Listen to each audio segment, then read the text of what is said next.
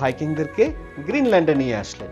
আর এই বরফে ঢাকা দ্বীপটিকে তিনি গ্রিনল্যান্ড বলে পরিচয় দেওয়ার কারণে এটি গ্রিনল্যান্ড নামকরণ হয়ে গেল। এটি খুবই মজার একটি ঘটনা। তো এইখানে ভাইকিংরা প্রায় 400 বছর ধরে রাজত্ব করেছে।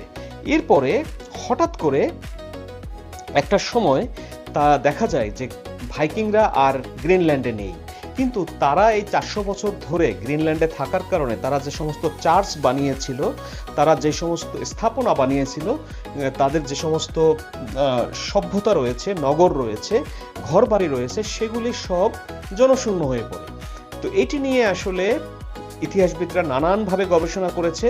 তাদের ধারণা যে জলবায়ু পরিবর্তনের কারণে হয়তো ভাইকিংরা খাবারের অভাবে ভুগেছে, তাদের হয়তো অপুষ্টি অনাহারে তারা মারা গেছে, অথবা আরেক দল ইতিহাসবিদ মনে করেন যে স্থানীয় যে ইনুইট উপজাতি রয়েছে তাদের সাথে হয়তো ভাইকিংরা একটি বিশাল যুদ্ধে লিপ্ত হয়েছিল এবং সেই যুদ্ধের কারণে ভাইকিংরা মারা গেছে।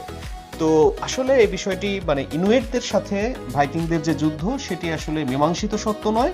আমরা হয়তো ভবিষ্যতে আরো জানতে পারবো যে কেন ভাইকিংরা 400 বছর গ্রিনল্যান্ডে থাকার পরে আজকে কেন তারা নেই।